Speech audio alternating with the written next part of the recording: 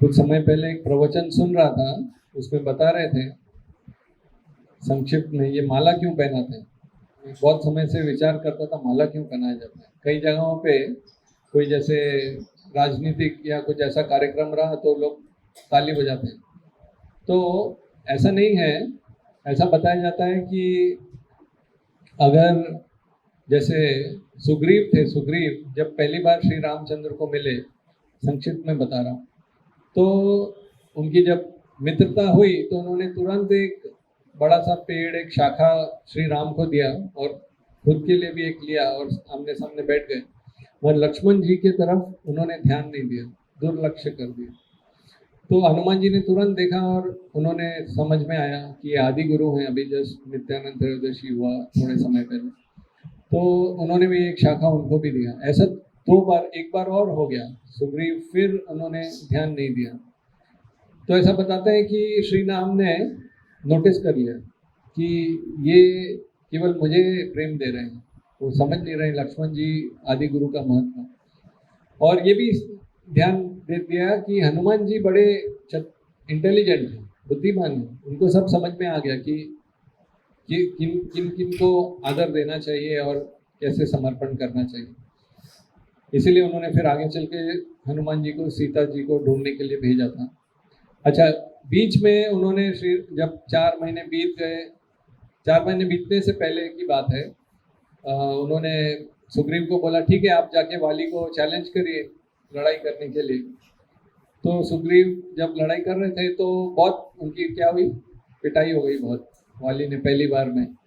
और वो भाग भाग के आ गए श्री राम के पास और बोले मुझे तो बड़े चोट लग गई। बोले, श्री राम बोले मुझे समझ में नहीं आया, दोनों बंदर दिख रहे थे, एक जैसे दिख रहे थे, बाण तो मैं चला देता, अगर आपको लग जाता तो फिर बड़ा ये हो जाता, गलत हो जाता, अनर्थ हो जाता। तो वो फिर अगली बार उन्होंने बोला लक्ष्मण जी को कि इनको एक ये पुष्प की माला पहनाइए। उसको गज पुष्प करके एक जंगल में माला फूल था, और फिर उससे वो बोले अब आप जाओ, अब मुझे समझ में आएगा कि कौन सुग्रीव है कौन बाली है, तो अब मैं मार सकता हूँ। तो इस तरह से उन्होंने समझाया कि श्री लक्ष्मण जो आदि गुरु हैं, जब वो जीव के गले में माला डालते हैं तब उनको प्रभु श्री राम की कृपा मिल सकती है।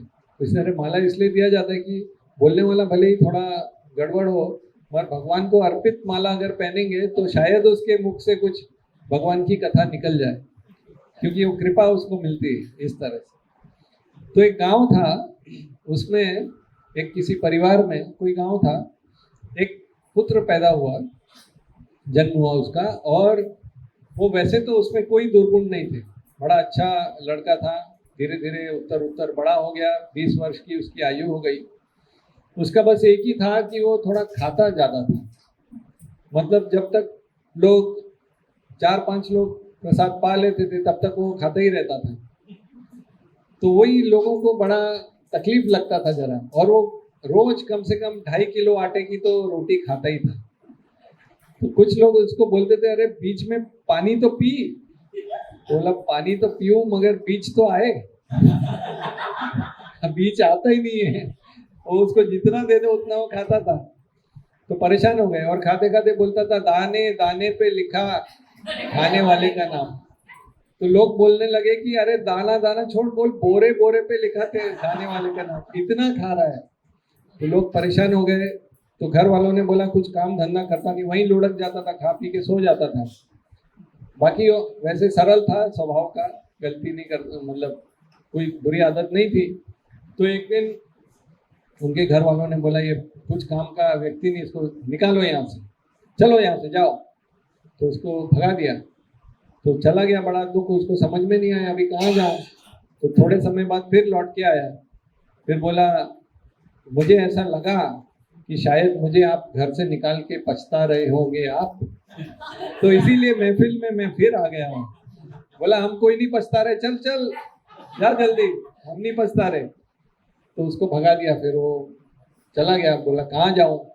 तो रास्ते में देखा तो एक पंडित जी महंत बैठे हुए हैं, और देखा तबीयत तो बड़ी अच्छी दिख रही है पंडित जी की, खाने पीने वाले घर के लगते हैं। फिर देखा थोड़ी देर में उनका आश्रम के बाहर भी कुछ चेले आ रहे हैं बाहर, तो वो भी बड़े तबीयत ठीक ही लग रही थी, तो बोला ये आश्रम अच्छा लग रहा है। तो बोले उनको अब कहाँ जाएगा, तो गुरुदेव के पास गया, गुरुदेव हमें भी अपना चेला बना लो। तो बोले बन जाओ चेला, उसमें कोई प्रॉब्लम नहीं है, क्या क्या सेवा करोगे, बोला आप जो बोलेंगे सेवा कर लूँगा, कहीं तो ठिकाना मिले। तो बोले ऐसा है कि हमारे आश्रम में कम से कम 2 नियम है, हरि नाम रोज लेना पड़ेगा और एकादशी हम लोग बड़ा कड़क पालन करते हैं, तो एकादशी का पालन करना पड़ेगा। बोला गुरुदेव आप जो बोलेंगे, बस एक है कि मैं 2.5 किलो आटे की रोटी रोज खाता हूँ, तो उतना, तो आपके इधर कितनी पंगत होती, बोले खाओ कोई समस्या नहीं, आप, वो बोले 5 पंगत तो लगती है रोज, तो मैं 5 में बैठ जाऊं चलेगा, बोले खा तू, भगवान की कृपा है सबके वजह, मगर इतना इतना खाएगा, बोलता है जो आप ही की कृपा है महाराज, बोल के वो ज्वाइन हो गया आश्रम में। तो एक दिन तो इस तरह से वो उसका जीवन चल रहा था।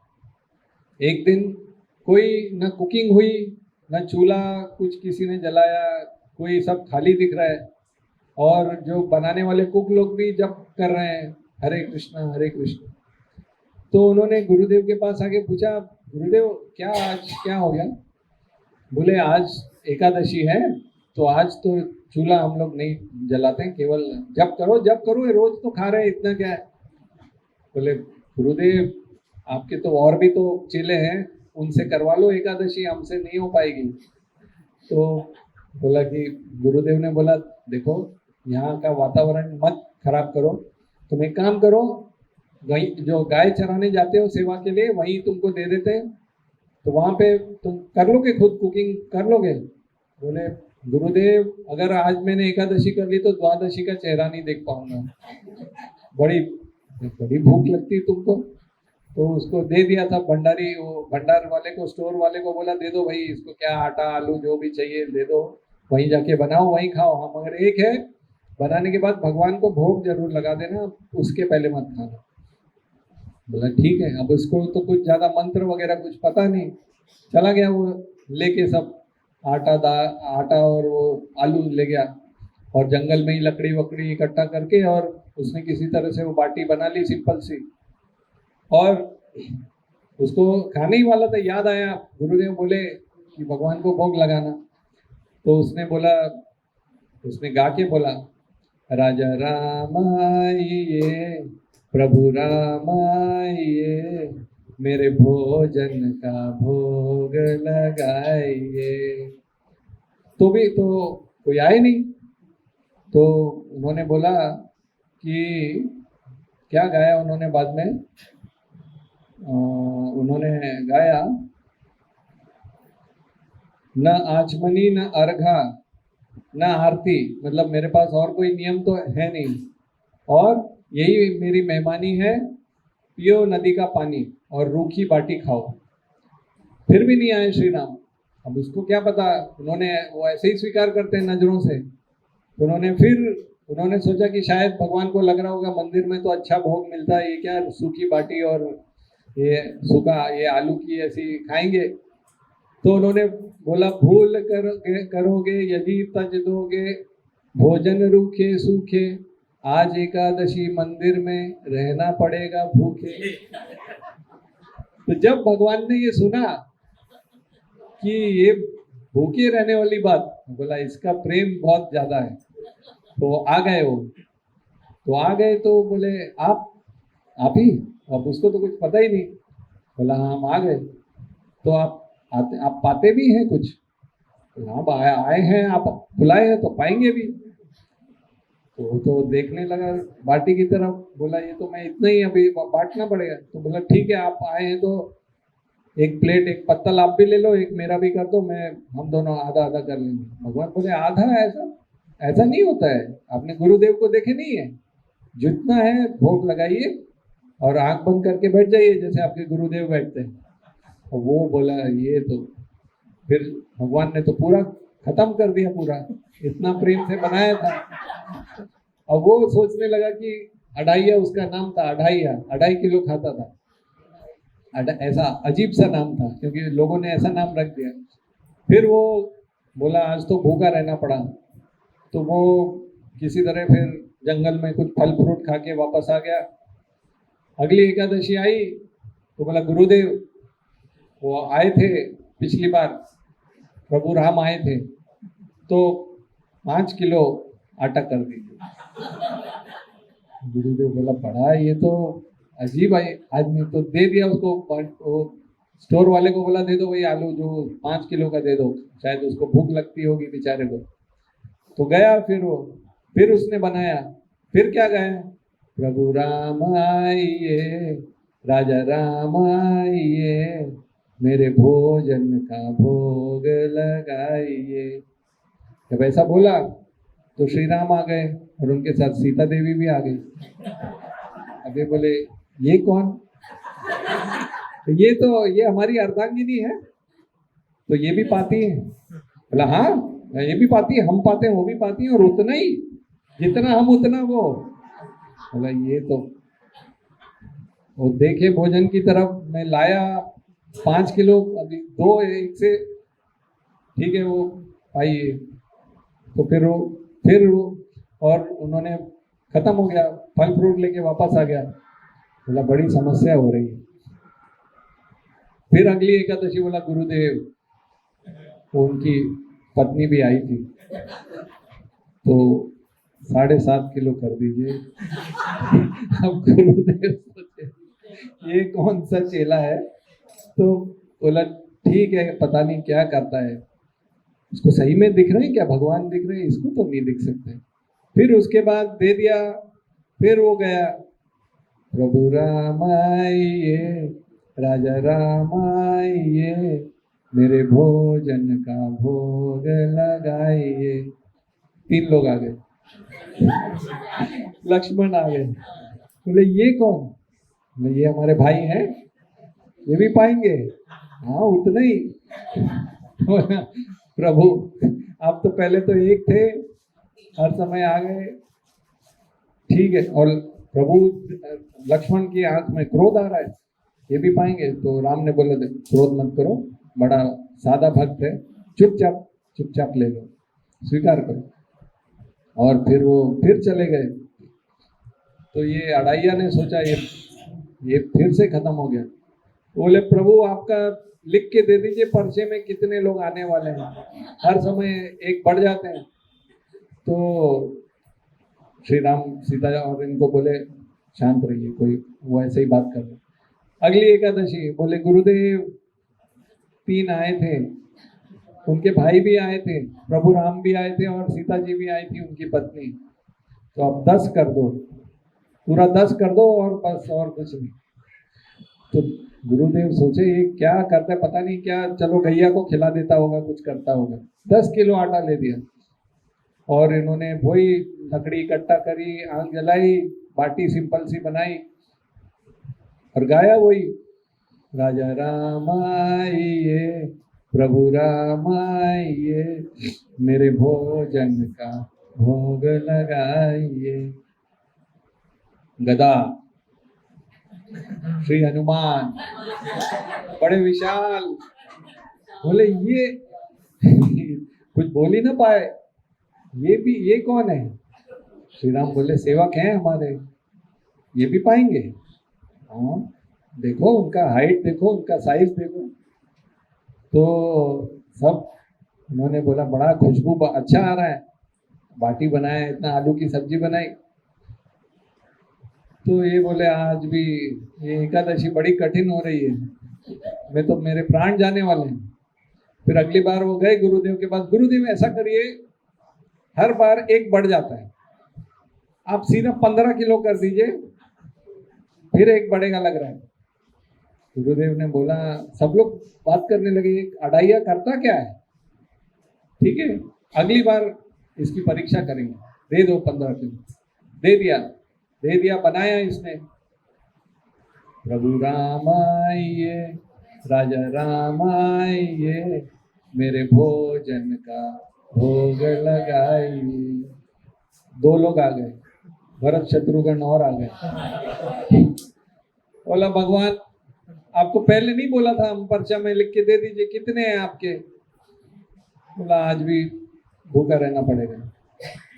तो ये लोग आ गए, श्री राम बोले प्रेम से पाओ, कुछ ज़्यादा बात मत करो, वो ऐसा ही है, बड़ा प्रेम से बुलाता है, सरल भक्त है। तो फिर वो अगली बार गुरुदेव को बोले, अडाइया ने कहा गुरुदेव ऐसा करो 20 किलो की बोरी भर के ही दे दो ना, बस फाइनल करो, 20 हो जाएगा। ये बार बार वो उनके और 2 भाई भी आए थे, भरत शत्रुघ्न आए थे।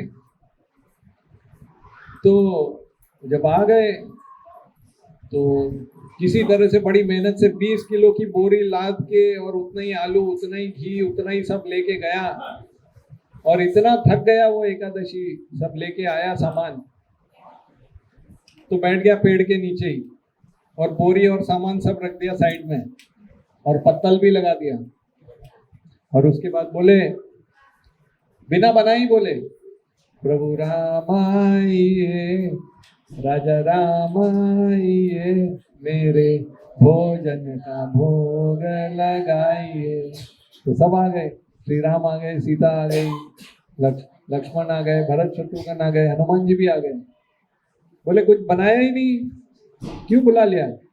बोला प्रभु आपकी तो अर्धांगिनी भी है, सेवक भी है हनुमान जी, तो आज हम हमेशा हम बनाते हैं, आज आप लोग बनाइए, हम खाएंगे। बहुत थक गए हम, परेशान हो गए, 20 किलो आटे की चपाती बना बना के खुद तो वैसे मिलना तो है नहीं। तो श्री राम बोले अब मिलना तो है नहीं, तो चलो चलो लग जाओ काम पे सब। फिर लक्ष्मण इकट्ठा करने लगे सब लकड़ी, और वो और सीता देवी बना रही, उनकी आंख से आंसू आ रहे हैं। उनको एक विचार आया अडैया को, अच्छा अभी गुरुदेव बहुत चिंता करते होंगे, मैं क्या करता क्या हूँ। बोले मैं भगवान मैं आता हूँ, बस अपनी गैया को बुला के आता हूँ वापस। और भागते हुए आश्रम में गए और गुरुदेव को बोला, गुरुदेव आज पूरे परिवार को फांस लिया है मैंने। गुरुदेव बोले फांस लिया है, क्या बात कर रहे हैं, क्या पागल तो नहीं हो गए? बोला आप आइए, वो सबको सेवा में लगा दिया मैंने। आपको डाउट होता था ना मेरे ऊपर कि मैं क्या कर रहा हूँ, सब लोग सेवा में लगे हुए हैं। तो जब आए देखा गुरुदेव ने सब ऐसे सेवा में लगे हुए हैं, तो गुरुदेव के अश्रु आने लगे। बोले ये शिष्य, उसको इतनी कृपा मिल गई। तो श्री राम ने बोला देखो तुमने अपने गुरुदेव की वाणी को साथ में रखा और उसको माना, तो इसीलिए तुमको भगवान की कृपा मिली और तुम्हारे जरिए गुरुदेव को भी कृपा मिली। तो इस प्रकार से हमको गुरुदेव की वाणी में विश्वास रखना बहुत जरूरी है। 6 प्रकार की संपत्ति मिलती है जो गुरुदेव में आश्रय रखता है, बहुत बड़ी संपत्ति। एक है सम। सम मतलब अपनी इच्छाओं पे नियंत्रण कर पाना, ये सम है, बहुत बड़ी संपत्ति है। क्योंकि बहुत लोग भी, क्योंकि इच्छाएं कम हो जाती तो पैसा उनका बचने लगता है एक तरह से। तो दाम दूसरा जो है कि इंद्रिय विषयों से अपने आप को बचा पाना। पहला इच्छाओं को कम कर देते हैं, फिर इंद्रिय विषय से बचा पाते हैं। तीसरा है उपरति। उपरति मतलब समझ में आना कि क्या मार्ग है, क्या इंद्रिय विषयों से कैसे बचना है। और चौथा है धैर्य, पेशेंस, मतलब ये समझ पाना कि कब मुझे अपने आप को पॉज बटन दबाना है, जैसे प्ले पॉज होता है। जैसे लक्ष्मण जी को एक बार जब सीता देवी ने बोला कि श्री राम खतरे में है, वहाँ पे मृग, कौन सा वो मृग था, मारीच, तो लक्ष्मण ने बोला उनको कोई कुछ नहीं कर सकता है। तो सीता ने ऐसे वाक्य बोले तो उनको जाना पड़ा। उन्होंने लक्ष्मण रेखा खींच दी, बोले कि जब मैं तो जाऊंगा, मगर आपने मेरे चरित्र पे प्रश्न उठाया है, मुझे पता है जब मैं वापस आऊंगा आप यहाँ नहीं मिलोगे। वो वहाँ चले गए, श्री राम आए, जब श्री राम ने देखा बोले यहाँ क्या कर रहे हो, तुमको वहाँ पे रुकने के लिए कहा था, तुम इतना भी नहीं समझ सकते हो। तो उन्होंने उनके कॉम्पिटेंस, योग्यता पे प्रश्न उठाया। उस समय पे लक्ष्मण बोल सकते थे 13-14 साल से मैं सोया नहीं हूँ रात भर, आप लोगों की सेवा में हूँ, आपकी कभी पर्णकुटी बनाता हूँ, झोपड़ी बनाता हूँ, कभी फल फूल ला के देता हूँ। तो उस समय उन्होंने झगड़ा नहीं किया, उन्होंने अपना पॉज बटन दबा दिया। तो इस तरह से गुरुदेव की सेवा से हमको समझ में आता है कब शांत रहना है। और पांचवा है श्रद्धा। श्रद्धा आती है, शास्त्र में श्रद्धा आती है कि हमको किस तरह से जीवन में शास्त्र के चक्षु से इस संसार को देखना है, हम आगे बताएंगे। और सबसे छठवां जो रत्न है वो है समाधान। भगवान समाधान देते हैं कि भक्ति में ही, भक्ति कृष्ण भक्ति कइले सर्व कर्म कृत होए। ये चैतन्य चरितामृत में आता है कि जब व्यक्ति को विश्वास होता है कि मैं भक्ति करूं और उससे मेरा सब कुछ अच्छा होगा, तो ये दृढ़ श्रद्धा उसको माना जाता है। तो आगे का जो श्लोक है उसका अनुवाद ऐसा है, 12वां श्लोक। हे उद्धव, जिस तरह योग समाधि में मुनिगण आत्म साक्षात्कार में लीन रहते हैं और उन्हें भौतिक नामों तथा रूपों का भान नहीं रहता, और जिस तरह नदियां समुद्र में मिल जाती हैं, उसी तरह वृंदावन की गोपियां अपने मन में मुझसे इतनी अनुरक्त थी कि उन्हें अपने शरीर की अवस्था, इस जगत की या अपने भावी जीवनों की सुध बुध नहीं रह गई। उनकी संपूर्ण चेतना मुझ में बंधी हुई थी। तो एक इसमें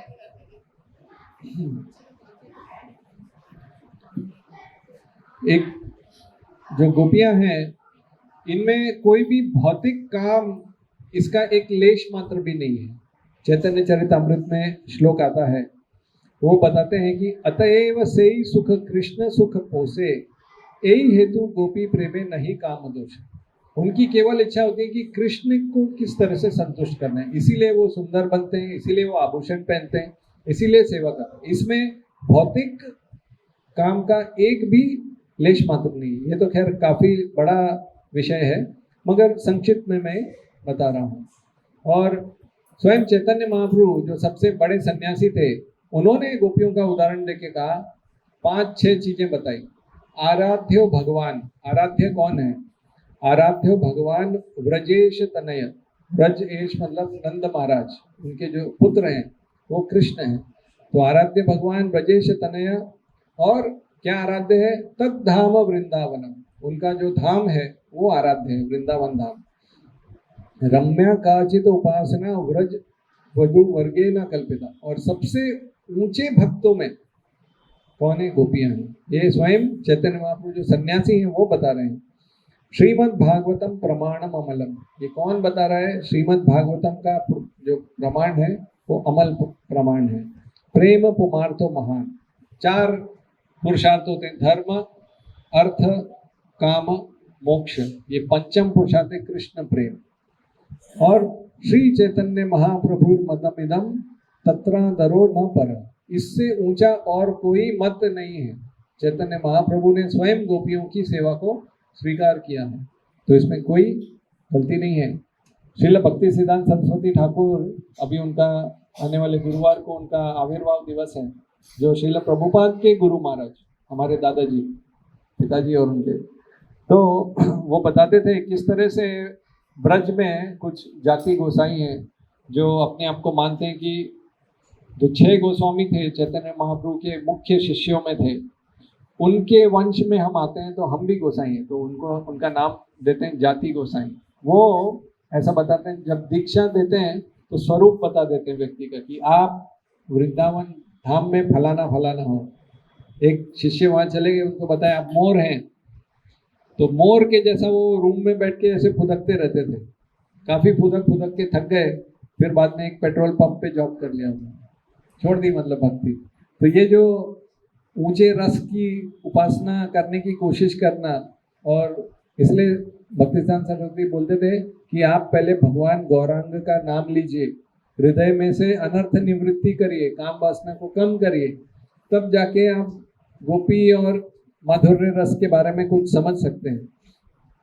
एक बार की बात है, एक इसी तरह के गोस्वामी वृंदावन के, वो जाके मछली लेके आ रहे थे बाजार से। तो भक्तिसिद्धांत सरस्वती ठाकुर ने बोला, ये क्या, आप भगवान कृष्ण की भक्ति कर रहे हैं और मछली लेके जा रहे हैं? बोले ये मछली नहीं है। तो क्या है ये गंगा फल है, गंगा फल। तो उन्होंने बोला भक्तिसिद्धांत सरस्वती ठाकुर ने, ये करोड़ों जन्मों में इनकी कोई प्रगति नहीं हो सकती। जब ये दूसरे जीव का दुख नहीं समझ सकते तो वो क्या भक्ति करेंगे? किसी को मारकर जीवन में जीना, वैसे गीता कोर्स में समझा है कि वेजिटेरियन जो अन्न है वो लेना ये मनुष्य के लिए अनिवार्य है, और वही उसकी तबीयत के लिए भी अच्छा है, क्योंकि मनुष्य जो है उनकी आंत बहुत बड़ी होती है, बहुत जल्दी जो नॉन वेज है वो सड़ने लगता है, इस प्रकार से। और भक्ति सिद्धांत सरस्वती ठाकुर ने कई प्रिंटिंग प्रेस बनाई, जैसे मृदंग है तो वो बोलते थे ये जो प्रिंटिंग प्रेस है वो बृहद मृदंग है, बड़ा मृदंग है ये, उस क्योंकि इसमें से जो किताबें निकलेंगी वो ये मृदंग की आवाज़ यहाँ तक जाएगी, मगर जो किताबें हैं वो बहुत दूर तक जा सकते हैं, बड़ा मृदंग है प्रिंटिंग प्रेस। किसी ने उनको पूछा कि आप रोज एक आध्यात्मिक, उनका एक पेपर था, न्यूज़पेपर चलाते थे भक्ति सिद्धांत सरस्वती ठाकुर, नदिया प्रकाश करके, तो उनको पूछा कि आप रोज क्या लिखते हैं इतना शास्त्र के बारे में। उन्होंने बताया कि आप एक शहर में, छोटे से शहर के 4-5 न्यूज़पेपर निकालते हैं रोज के, और आध्यात्मिक जगत तो 3 गुना बड़ा है भौतिक संसार से, तो इसमें तो कम से कम हर क्षण मैं एक पेपर निकाल सकता हूँ अगर क्षमता हो तो, इस प्रकार से वो बताते थे। तो लक्ष्मण जी बताते हैं जिस तरह से सुग्रीव को जब माला पहनाई, और सुग्रीव माला पहन के जब जीत गए, फिर उनको उनकी पत्नी मिल गई रूमा, और वो अपनी गुफा में चातुर्मास के लिए वो एंजॉय कर रहे थे, डूबे हुए थे, भूल गए थे। तो श्री राम एक बार आए, चातुर्मास से हो गया, लक्ष्मण को बताए चातुर्मास हो गया, और अभी शरद ऋतु आ गई है, और सुग्रीव पूरा भूल चुका है कि उसने वादा किया है सीता जी को मिलाएगा मुझसे। तो लक्ष्मण ने बोला अब भी मैं जाके उसको मार देता हूँ। तो राम ने बोला नहीं नहीं, एंग्री यंग मैन, थोड़ा दिमाग ठंडा रखो, उसको मार देंगे तो फिर सीता को कौन ढूंढेगा, उसको समझा के लेके आओ। तो लक्ष्मण गए सुग्रीव जी की गुफा के बाहर, और अपने बाण से टंकार करने लगे जोर जोर से। तो सुग्रीव उठ गए और उन्होंने पूछा ये भाई कौन इतना आवाज कर रहा है, तो किसी ने बताया लक्ष्मण का बाण है। बोले लक्ष्मण का बाण है, ठीक है। वो फिर सो गए। तो हनुमान जी आ गए, बोले सो मत, उठो, वो अभी आ जाएगा आपको मारने के लिए, उठो, आपने वादा किया है श्री राम को, तो अब जाके सेवा करो। तो इसी प्रकार से लक्ष्मण जी जो है जीवात्मा को गुरु जो है वो ज्ञान देते हैं कि उठो, जीव जागो गौरचंद बोले, कत निद्रा जाओ माया पिशाचीर कोले। ये गीत ना चैतन्य महाप्रभु सवेरे सवेरे, चैतन्य और नित्यानंद तड़के एकदम सूर्य निकलने से पहले नवद्वीप की गलियों में ऐसे ये गाते हुए घूमते थे कि जीव जागो, हे जीव तुम माया की गोद में सो रहे हो, जागो, भगवान कृष्ण की भक्ति करो, ये नींद को त्यागो। तो ये गुरुदेव का काम है। और श्वेताश्वतर उपनिषद में एक श्लोक आता है, जैसी कृष्ण में हमारी भक्ति है उतनी ही गुरुदेव में होनी चाहिए। यस्य देवे परा भक्ति यथा देवे तथा गुरु तस्यैते कथिता ही अर्था प्रकाशन्ते महात्मा। तो जो भक्ति हमारी कृष्ण में है उतनी ही गुरु में होनी चाहिए, और जिसका ऐसा होता है तस्यैते कथिता ही अर्था, जो शास्त्र के अर्थ हैं वो प्रकाशन्ते, मतलब वो आपको ज्ञान में आ जाएंगे। तो श्री गुरुदेव की भक्ति करने से शास्त्रों में 5 प्रकार की दृष्टि बताई गई है। शास्त्र चक्षु बोलते हैं, आंखें। पहला है चर्म चक्षु। चर्म चक्षु मतलब इन आँखों से देखना, ये जो गोलाकार हैं, और संसार को समझना। तो जैसे जब श्री कृष्ण, एक बार की बात है, भूखे थे और उनके ग्वाल बाल भी भूखे थे, और इस तरह से उन्होंने ग्वाल बालों को, वहाँ पे पास में ही कुछ ब्राह्मण यज्ञ कर रहे थे, तो उन्होंने बोला ग्वाल बालों को आप जाओ और उनसे भिक्षा मांगो, और मेरे नाम से मत मांगना, बलराम जी के नाम से मांगना, क्योंकि वो क्षत्रिय हैं। तो गए, मगर ब्राह्मणों ने क्या समझा कि ये तो साधारण गोपाल ग्वाल बाल हैं, साधारण मनुष्य हैं, और वो यज्ञ किसके लिए कर रहे हैं, भगवान के लिए कर रहे हैं। उसी तरह से कभी कभी ऐसा होता है कि कुछ लोग मंदिर में जप करते होते हैं और अपने गुरुदेव का फोटो सामने रखते हैं, और उसको देख के हरे कृष्णा ऐसा जप करते हैं, और गुरुदेव सामने बैठे रहते हैं। तो भी वो, उनको ये नहीं समझा साक्षात गुरुदेव बैठे, तो ये फोटो रखने का क्या मतलब। जैसे ऐसा उदाहरण देते हैं, एक बार कोई पतिदेव आए घर में, बड़ा दूर से घूम के, तो पत्नी पतिदेव की आरती कर रही थी फोटो की, बोले बेल बजाओ खोलो मैं आ गया हूँ। बोला रुको, आरती पहले कंप्लीट होने दो, आरती कर रही हूँ उसके बाद तुम्हारा दरवाजा खोल दे। तो उनको ये उसको बोलते चर्म चक्षु, मतलब भौतिक रूप से देखना। तो ऐसा नहीं, साक्षात जिनकी आरती कर रहे हैं वो तो है ऐसा। तो श्लोक आता है, युधिष्ठिर महाराज जब उनको एक यक्ष ने पानी पीने से रोका, महाभारत में कथा आती है, तो यक्ष ने क्या पूछा कि सबसे आश्चर्य वाली वस्तु क्या है। उन्होंने बताया अहानी अहानी भूतानी, श्लोक में बताया गच्छन्ति यमालयम, करोड़ों लोग यमराज के आलय में उनके स्थान पे जा रहे हैं, और बाकी लोग क्या कर रहे हैं, शेषा स्थावर इच्छन्ति, जो बाकी लोग सोच रहे हैं कि मैं इधर ही रहूंगा, अभी भी मेरा जीवन अच्छा चलेगा। किम आश्चर्य मद परम, ये कितना बड़ा आश्चर्य है जब लोग देख रहे हैं कि मेरे सगे संबंधी या सामने कितने लोग जो है इनकी मृत्यु हो रही है और हम सबका भी वही है। तो शास्त्र में ये एक आश्चर्य है, इसीलिए इसको चर्म चक्षु बताते हैं। अब कोई बोलेगा तो ठीक है महाराज, आप बोल रहे हैं मृत्यु आने वाली, तो इस संसार में कुछ करें या नहीं करें, या बैठ जाए ऐसे वो अड़ाइया की तरह 2.5 किलो रोज खाते हुए आटा। तो ऐसा नहीं है। कुलशेखर बताते हैं दूसरा आश्चर्य, अलग आश्चर्य वो बताते हैं, आश्चर्य मी एतद मनुष्य लोके सुधाम परित्यज्य विषम पिबंती। बोलते हैं सुधा, जो कृष्ण की जो नामों की सुधा है, जो रस है, वो छोड़कर लोग विष को पी रहे हैं, और ये सबसे बड़ा आश्चर्य है। आगे क्या बोलते हैं, नामानि नारायण गोचरानी त्यक्त्वा वच कुत कुहका पठन्ति। भगवान के नामों का रसपान छोड़ करके और वो दूसरे माया के कार्य में लगे हुए हैं। तो ये सब चर्म चक्षु के कारण है। दूसरे चक्षु जो शास्त्र में आते हैं, ज्ञान चक्षु, व्यक्ति ज्ञान से देखता है। भगवत गीता में श्लोक आता है, उत्क्रामंतम स्थितम वापी, कि इस शरीर में रहते हुए और इस शरीर को त्यागते हुए व्यक्ति क्या देखता है, भुंजानम व गुणान्वितम, वो सोचता है कि मैं भोग लूं, एंजॉय कर लूं। विमूढ़ा नानु पश्यन्ति, जो मंद बुद्धि है वो समझ नहीं पाता। क्या नहीं समझ पाता, पश्यन्ति ज्ञान चक्षुषा, वो ये नहीं समझ पाता कि थोड़े समय का जीवन है, भक्ति कर लो। 84 लाख योनि में से घूमते घूमते घूमते आए हैं, तो थोड़े समय में भक्ति करके निकलो। तीसरा है प्रेम चक्षु। ऐसा रामायण में वर्णन आता है, सीता देवी को कौन से वन में रखा था रावण ने, अशोक वन में। शोक मतलब दुख, और अशोक मतलब जहाँ दुख नहीं।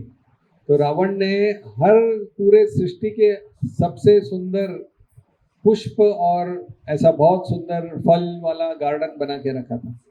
तो वहाँ पे सीता देवी दुख में थी, क्योंकि वो श्री राम नहीं थे वहाँ पर।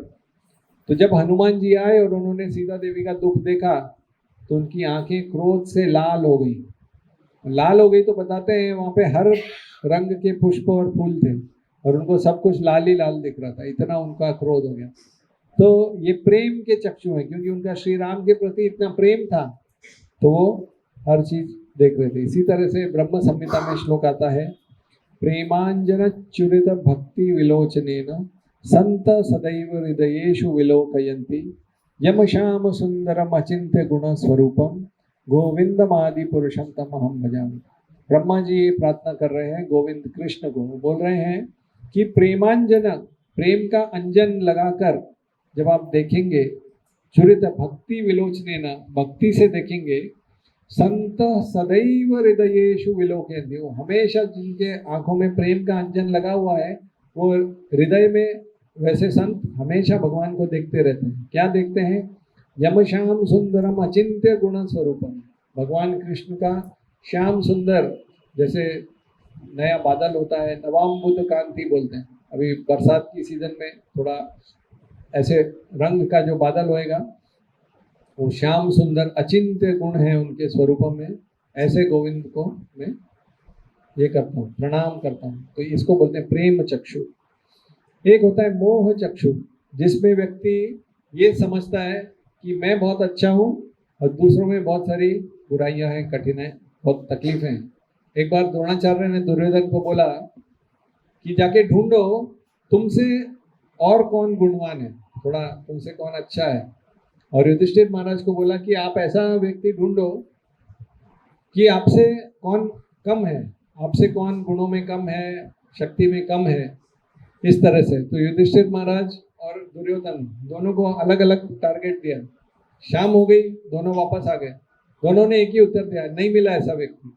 दुर्योधन ने बोला मुझे मुझसे अच्छा कोई मिला ही नहीं, और युधिष्ठिर महाराज ने क्या बोला कि मुझे मुझसे खराब और कोई नहीं मिला। दोनों ने ना बोला। तो द्रोणाचार्य ने बोला हे दुर्योधन तुमसे अच्छा है युधिष्ठिर, और हे युधिष्ठिर तुमसे बुरा है दुर्योधन। ये तुम लोग को जो नहीं मिला वो ये तुम दोनों आपस में ही समझ लो। तो इस तरह से मोह में नहीं रहना चाहिए और अपने दूसरों के गुणों को भी समझना जरूरी है। और एक होता है कृपा चक्षु। कृपा चक्षु वो होता है कि जब भगवान कृष्ण की कृपा किसी पे हो जाती है तो फिर वो दिखना लगता है। जैसे कि एक बार वृंदावन में एक छिपकली के रूप में एक देवता एक जगह पर थे, तो श्री कृष्ण ने उनका उद्धार किया और उनको दर्शन दिया। तो इस तरह से साधना भक्ति जब व्यक्ति करता है तो ये अच्छे गुण उसमें आते हैं। ऐसा एक भक्ति विनोद ठाकुर का गीत है, अनादि कर्म फले पड़ी भवार नव जले। अनेक अनादि कर्मों की वजह से इस आर्णव मतलब समुद्र, तो इस भव सागर में मैं डूब रहा हूँ अनादि कर्मों की वजह से। तरी बारे ना देखी वो उपाय, मुझे कोई उपाय नहीं दिख रहा है कि मैं किस तरह से इस भव संसार से बाहर जाऊं, इतना मेरे अनर्थ है। विषय हला हले दीवानिशी हिया जले, मन कभू सुख न पाए। बोलते हैं इन विषयों के संसार में हर दिन मेरी जो शरीर है वो जल रहा है। दीवानिशी, सुबह दिन में और रात में मेरा हृदय मेरा मन इंद्रिय विषयों से हिया जले, मन कभी सुख न पाए, कभी सुख नहीं मिलता है। तो ये अनादि कर्म है। अब इसमें बताते हैं किस तरह से साधना भक्ति करना ये बहुत जरूरी है। उससे पहले शुद्ध भक्त बनने के क्या क्या गुण होते हैं। एक बार एक श्री वैष्णव संप्रदाय में एक आचार्य थे, एक भक्त थे, और उन्होंने अपने गुरु से पूछा कि वैष्णव कौन है, वैष्णव के क्या क्या गुण हैं। तो वो पराशर भट्ट करके उनके गुरुदेव थे, उन्होंने बोला कि आप तिरुपति में एक आचार्य हैं अनंत आचार्य करके, वो बड़े वैष्णव हैं, आप जाइए और यही प्रश्न उनको पूछिए। बालाजी के पास के वो पुजारी हैं अनंत आचार्य। तो ये भक्त उधर गए और उन्होंने यही प्रश्न पूछा कि वैष्णव के क्या गुण हैं, सच्चे गुण। तो अनंत आचार्य ने उनकी तरफ ध्यान ही नहीं दिया। तो ये भक्त समझ गए, क्योंकि वो भी भक्त है कि कुछ मैं शायद कुछ गलत कर रहा हूँ, आते ही प्रश्न पूछ रहा हूँ। तो सेवा करने लगे। और अनंत आचार्य ने एक दिन देखा कि वो प्रसाद लेने बैठने ही वाले थे ये भक्त। तो अनंत आचार्य ने बोला कि बहुत आज अच्छा त्यौहार है, बड़ा त्यौहार है, बहुत लोग आ रहे हैं, तो आप एक काम करो अगली पंगत में बैठ जाओ, अभी सर्विंग कर दो, प्रसाद सेवा कर दो। तो इन्होंने बोला ठीक है। अब एक पंगत आई, वो खत्म हुई, तो अनंत आचार्य ने बोला बहुत सारे लोग आ रहे हैं, एक काम करो दूसरी पंगत के बाद बैठो। जैसे कम से कम 5-7 पंगत को सर्विंग कराया। तो ये बिल्कुल शांति से करते रहे, मन में ये समझ कर कि ये मेरी परीक्षा हो रही है। और उसके बाद वो प्रसाद लेने के लिए बैठे। तो अनंत आचार्य ने फिर पूछा आपका कोई प्रश्न था शायद, क्या प्रश्न था वो? तो वो पूछे कि हाँ मैं ये जानना चाहता था कि वैष्णव के गुण क्या क्या होते हैं। तो उन्होंने बताया 4, ऐसा एक क्विज के जैसा उत्तर दिया। बोला कि वैष्णव एक बक के जैसा होता है। बक समझते हैं ना, जो एक पैर पे खड़ा होता है, वो बक, क्रेन, बगला। दूसरा है मुर्गी के जैसा होता है भक्त, और नमक के जैसा होता है और आपके जैसा होता है। ऐसा उत्तर दे दिया और बोला अभी जाओ समझ लो। तो इनको कुछ समझ में ही नहीं आया। आपको कुछ समझ में आया? वैष्णव एक बगले के जैसा होता है, वैष्णव एक मुर्गी के जैसा होता है, एक नमक के जैसा होता है और तुम्हारे जैसा होता है। तो वो चले गए, फिर वो अपने गुरुदेव के पास, पराशर भट्ट के पास, और सेवा करने लगे। फिर एक दिन उनके गुरुदेव ने पूछा उनको, आपको उत्तर मिला, आप जो प्रश्न पूछने गए थे? उत्तर, वो बोले उत्तर मिला, बड़ी मुश्किल से मिला, मगर कुछ समझ में नहीं आया। तो बोले क्या बोले थे वो बोले कि वैष्णव ऐसा ऐसा होना चाहिए, मुर्गी के जैसा, नमक के जैसा, मेरे जैसा और उसके जैसा। तो इनको समझ में आ गया, उनकी कोड लैंग्वेज समझ में आ गई, वो एकदम खुशी से नाचने लगे। तो बोले गुरुदेव मुझे भी समझा दो, क्या है ये? तो उन्होंने समझाया, देखो वक का जो बगुला है उसका शरीर कैसा होता है? शुभ्र होता है, सफेद होता है। तो उसी तरह से वैष्णव का जो हृदय है वो हमेशा सफेद, शुभ्र, सत्व गुण में होता है। वो यही सोचता है कैसे मैं सबका कल्याण करूँ, सर्वे सुखी न भवन्तु, सबका खुश कैसे कर सकूँ। दूसरा, जो बगला होता है वो हमेशा, उसकी आंख जो होती है वो नीचे होती है। ये बगला भगत की बात नहीं कर रहा हूँ ये अलग है, दक्षिण भारत वाला बगला। तो वो बड़ी मछली को देखता रहता है। तो उसी तरह से वैष्णव हमेशा सोचता है कि कैसे मुझे मौका मिले भगवान की सेवा करना, और छोटे इस संसार में जो एंगेजमेंट्स है उससे मैं कैसे बच सकूं। दूसरा, वो बोले अच्छा गुरुदेव ये तो समझ में आ गया, मैं मुर्गी क्या बोला, ये तो कुछ समझ में नहीं आया, वैष्णव और मुर्गी क्या संबंध है? बोले देखो मुर्गी कैसे खाती है, दाना चुन चुन के, चुन चुन के, चुन चुन के खाती रहती, कचरा पट्टी भी पड़ी हो तो भी उसमें से ढूंढ के खा लेती। तो उसी प्रकार से जो भक्त होता है वो शास्त्रों में से मर्म चुन चुन के समझता रहता है, अपने जीवन में उतारता रहता है, अच्छा ऐसा ऐसा। तो ये इसीलिए वो मुर्गी की तरह है। दूसरा, बोले गुरुदेव वो नमक भी बोले थे। बोले हाँ बता रहा हूँ, थोड़ा शांति रखो। नमक एक ऐसा चीज है, जब किसी प्रसाद में सही होता है तो कोई उसके बारे में कुछ नहीं बोलता। जैसे समझो बिरयानी बनाई हो, वेजी पनीर, मटर पनीर की पुलाव बनाया हो, कोई बोलेगा क्या नमक डाला है? लोग क्या बोलेंगे, क्या क्या अच्छा पुलाव है, क्या ये है अपना रायता है, बूंदी रायता और पुलाव का अच्छा कॉम्बिनेशन है। तो कोई नमक को गुणगान नहीं करता है, मगर अगर कम हो जाए तो अरे क्या फीका फीका जैसा बना है, ज्यादा हो जाए तो कितना पूरा खाना कर दे तुरंत। तो उसी तरह से वैष्णव जो है वो सेवा करता है, किसी को पता नहीं चलता है कि वो क्या क्या सेवा कर रहा है, कितनी सेवा कर रहा है, और वो ये नहीं चाहता कि मेरा गुणगान हो। इस तरह से वो नमक की तरह। और बोला बोला मैं तो वो इसी तरह से उन्होंने बताया कि तुमने इतनी सेवा करी गुरुदेव की, तो उसी तरह का वैष्णव होता है। तो ऐसा उन्होंने समझाया। तो ये गुण हमारे में कैसे आएंगे, ये है साधना से। भक्ति विनोद ठाकुर जैव धर्म में बहुत ही सरल उपाय बताते हैं। वो बताते हैं केवल अपने ओठों को स्पंदन, स्पंदन का मैं अर्थ समझाऊंगा आगे, पहले श्लोक पढ़ देता हूँ। अगचित्त स्मरणम विष्णु बहु आयासेन साध्यते। ऐसा बताते हैं कि अगर आपको पापों को काटना है तो भगवान विष्णु का स्मरण करना चाहिए, मगर ये बहु आयासेन साध्यते, बड़ी मुश्किल से भगवान का स्मरण होता है।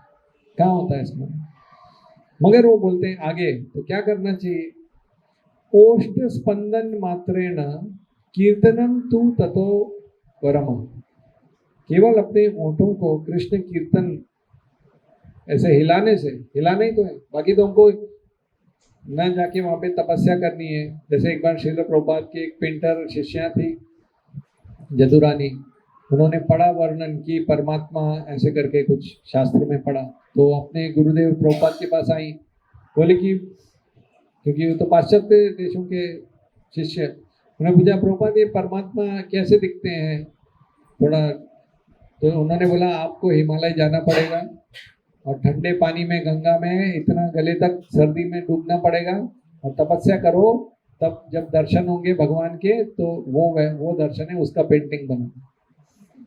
बोले तो वो बोले मगर वो करने की जरूरत नहीं है क्योंकि तुम्हारे गुरुदेव तुम्हारे पास हैं। फिर उन्होंने ऐसे ये करके बताया एक्शन कि वो ऐसे हैं और ऐसा चेहरा करके बताया, और वो देख के उन्होंने उनका पेंटिंग बनाए परमात्मा का, और ईश्वर पूजन कई कई शास्त्रों में अपने भागवतम में मिलेगा।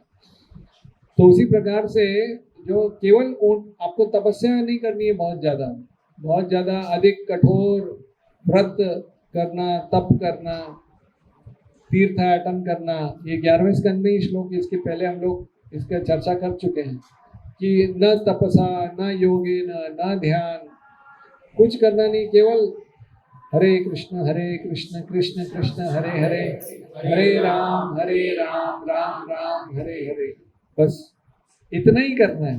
माला लेके आपको कितना आसान है, एक तरह से देखा जाए तो इससे आसान तरीका नहीं है। जब मैं 12वीं कक्षा में था तो मैंने एक पुस्तक कहीं से मैं पहले ऐसे पढ़ता था, जो ऐसी बुक वाली कोई दुकानें होती हैं, आपको पता होगा बम्बई में एक आध तो देखिए, ऐसे जो जहाँ सब लोग सेकंड में बुक्स देके चले जाते हैं। तो मैं वहाँ से कुछ ध्यान की किताब लेके आ गया था, मेडिटेशन की। तो उसमें ऐसा कुछ वर्णन था कि मोमबत्ती जलाओ बिना हवा वाले कमरे में और उसको देखो और ऐसे ध्यान करो तो आपको कुछ एक अनुभव होगा। तो मैं वहाँ मोमबत्ती खत्म हो गई, पूरा बिगड़ गर्मी लगने लगी, भूख प्यास से पागल हो गया। बोला थोड़ा भी लेश मात्र भी कुछ नहीं हुआ, पूरा समय बर्बाद हो गया, पैसा बर्बाद हो गया, कमरा भी पूरा धुआं वाला हो गया। तो उसके बजाय ये कितना आसान है, और मन तो कहीं नहीं, मन तो 10,000 जगह पे। तो इसलिए बोलते हैं जब हम जप करते हैं तो थोड़ा सुनेंगे तो यही ध्यान है, क्योंकि वो भी कठिन है। हम जप करते करते जब बोलते हैं जो वो सुनना है, बस यहाँ से यहाँ का लिंक होना चाहिए, टनल यहाँ से यहाँ। तो स्पंदन के बारे में चैतन्य चरितामृत में जब चैतन्य महाप्रभु ने जगन्नाथपुरी, आप लोग गए होंगे, काफी लोग गए ना, तो वहाँ पे मंदिर के ऊपर शिखर ये चक्र है दर्शन। तो जब वो उनको देखा चक्र को, तो चैतन्य महाप्रभु भागे, बड़ी तेजी से भागे, और जब जगन्नाथ जी के सामने आए तो एक बार जनरल निवास एक हमारे पुजारी हैं बड़े, उनको पूछा कि भगवान के सामने आकर क्या करना चाहिए। उन्होंने बताया, बताऊं, मूर्छित हो जाना चाहिए। फेंट, वन शुड फेंट, मतलब इतना उनका सौंदर्य, ये मतलब ये लेवल, अब इसके आगे आपने जितना कर सको उतना। तो चैतन्य महाप्रभु सही में वो जगन्नाथ जी के सामने आके मूर्छित हो गए, और सब लोग डर गए कि ये क्या हुआ, क्योंकि वहाँ तो पंडित लोग थे, उनको इतना ज्ञान नहीं था भक्ति के बारे में। उन्होंने सोचा ये सन्यासी को क्या हो गया। तो वहाँ के जो बड़े आचार्य थे, सार्वभौम भट्टाचार्य नाम था उनका, तो उनको पता था भक्ति के कुछ कुछ लक्षण होते हैं, अष्ट सात्विक विकार बोलते हैं उनको, जिसमें अश्रु आते हैं, कभी मूर्छित हो जाते हैं, कभी बाल खड़े होते हैं, वैवर्ण, थोड़ा कभी कभी शरीर का रंग बदलता है, पसीना आता है, अलग अलग, हमको नहीं आएगा मैं आपको पहले बता देता हूँ, क्यों बता देता हूँ, उसकी भी एक कहानी है। जब मैं सबसे पहला दिन हरे कृष्ण संस्था में किसी से मैंने कुछ सुना, तो जो भक्त भी बड़े स्तर के थे, उन्होंने मुझे ये अष्ट विकार बता दिए। बाकी तो बाद में आत्मा, परमात्मा, भगवान, जीव, प्रकृति कुछ नहीं बताए। जब जप करते हैं तो ये 8 चीजें होती हैं। तो वो ऐसा समझ में, बस इतना समझ में आया मुझे। तो मैंने बोला लाओ माला, और मैं गया अपने कमरे में, बैठ गया माला लेके, हरे कृष्ण। मैं बोला सब हो रहा है मुझे बाल भी खड़े हो रहे हैं, अश्रु भी आ रहे हैं, मैं गिर भी रहा हूँ, मूर्छित हो रहा हूँ, तो सब मन के खेल। तो इस चक्कर में, क्योंकि बाद में तो हुआ ही नहीं, वो तो खाली मन के इसमें मनोरथे नास्ति धाव, तो भाई ये सब मन घड़त पे नहीं जाना है। श्रील प्रभुपाद को उनके एक जो वहाँ पे आते थे सत्संग में, तो एक माता ने बोला कि उन्हें सोचा कुछ स्पेशल है, बोला कि मैं जब जप करती हूँ तो मुझे एक लाल लाइट दिखती है। उन्होंने सोचा कि प्रभुपाद बोलेंगे वाह तुमको अच्छा साक्षात्कार हुआ। उन्होंने बोला, प्रभुपाद ने बोला जब करते रहो वो लाइट बंद हो जाएगी कोई बात नहीं, जब करते रहो, ये सब लाइट वाइट ठीक हो जाएगा। तो ये अष्ट सात्विक विकार मगर चैतन्य महाप्रभु के स्तर पे कोई है तो जरूर होगा ऐसा। उसमें ऐसी एक बार की बात है, एक सपेरा था, सपेरा, चैतन्य महाप्रभु के समय की बात है, और वो पूतना के बारे में कुछ श्लोक हैं जो ऐसे गा रहा था भागवतम से, और वो सांप का ये करता था म्यूजिकल, वो लेवे गतिम धात्री ऐसा करके। उसका अर्थ ऐसा है कि वो विष देने आई, मगर कृष्ण ने उनको धात्री मतलब माँ के रूप ऐसा उनको स्थान दिया। तो ये सुनकर जब हरिदास ठाकुर थे जो नामाचार्य थे, वो इस तरह से मूर्छित होकर गिर गए और सब लोग उनको बहुत बड़ा मानने लगे। और उसी समय एक वहाँ पे ब्राह्मण था, हरिदास ठाकुर हालांकि मुस्लिम उनके परिवार से थे, मगर जब एक ब्राह्मण वहाँ पे था, उसने सोचा अरे यार इनको इतना गुणगान हो रहा है इनका, तो वो भी उसी प्रकार से करके कंपन हो गया, हा हा करके गिर गया। तो जब सपेरे ने देखा ये तो ये डुप्लीकेट आदमी है, तो एक चाबुक लेके मारने लगा उसको, तो तुरंत उठ के, अरे जो सही में कृष्ण प्रेम में वो कभी उठेगा नहीं, वो पूरा अलग ही दुनिया में रहता। तो इस प्रकार से हमको इस चमत्कार को नमस्कार के चक्कर में नहीं पड़ना चाहिए। अक्सर लोग यही सोचते हैं कि कुछ चमत्कार कर दो, कुछ वैसा।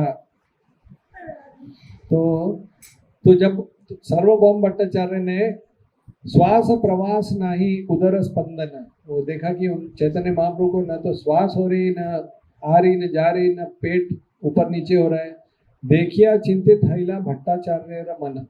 तो भट्टाचार्य को लगा कि इन्होंने कहीं प्राण तो नहीं त्याग दिए।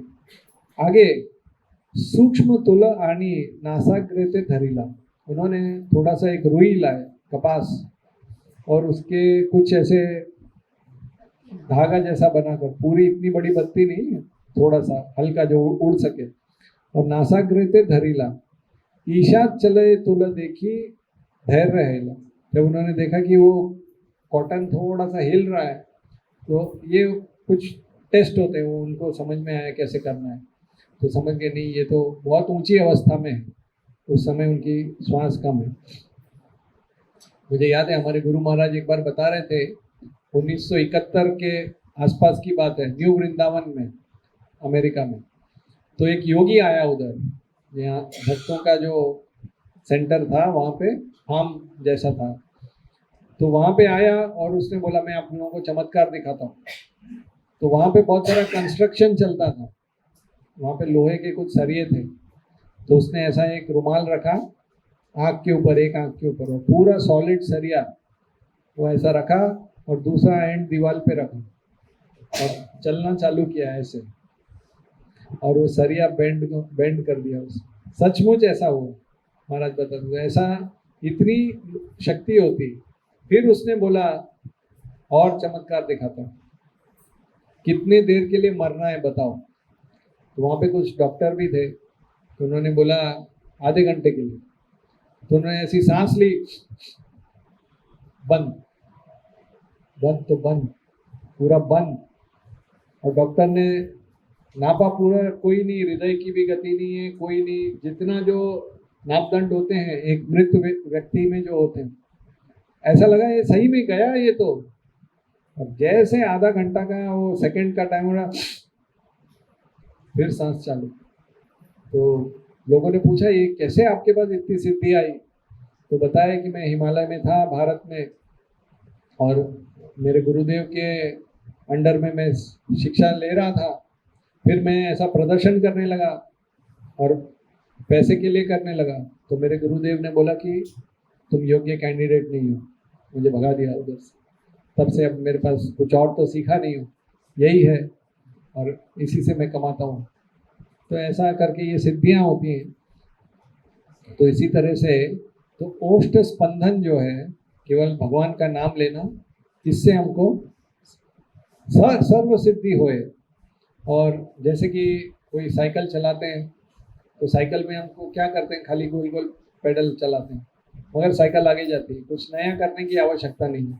उसी प्रकार से जो नवविधा भक्ति है, श्रवणम कीर्तनम विष्णु स्मरणम अर्चनम वंदनम दास्यम सख्यम आत्मनिवेदनम इति पुंसार्पिता विष्णु भक्तिश्चेन नवलक्षण। श्रवण करो भगवान के बारे में, ये सबसे महत्वपूर्ण है। श्रील प्रभुपाद जहाँ पे भी ये आता था वर्णन श्रवण के बारे में, एक साथ सबसे जो श्रील प्रभुपाद ने जिस श्लोक के ऊपर प्रवचन दिए हैं वो है भगवत गीता के 7वें अध्याय का पहला श्लोक, जिसमें कृष्ण अर्जुन को बोलते हैं तत्श्रुणु, सुनो।